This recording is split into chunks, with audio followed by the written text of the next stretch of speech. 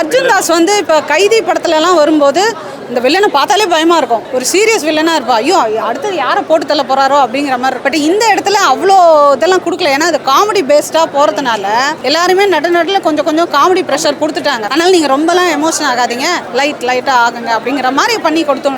அந்த கண்ணோட்டத்தில் தான் நீங்கள் பார்க்கணுமே தவிர நீங்கள் வந்து பில்லாக்கு மங்காத்தாக்கெல்லாம் கம்பேர் பண்ணக்கூடாது. லைட்டாக வரீங்க, சிரிச்சிட்டு போகிறீங்க, அந்த கான்செப்டில் நீங்கள் பார்க்கணும். அதெல்லாம் ஓட்டிட்டோங்க. ஏன்னா இந்த அக்லி பார்ட் செம்மையாக இருக்குங்க. அதுக்கே செகண்ட் டைம் ஆமாம் 3 பார்ட்டில் நீங்கள் ரசிக்கும்படி 10 out of 10ன்னா அது அக்லி பார்ட் தான். குட்டுக்குன்னா பார்த்தீங்கன்னா 4 கொடுக்கலாம், 10 out of 4. அதுக்கப்புறம் பேடுக்கு பார்த்தீங்கன்னா 6 கொடுக்கலாம்.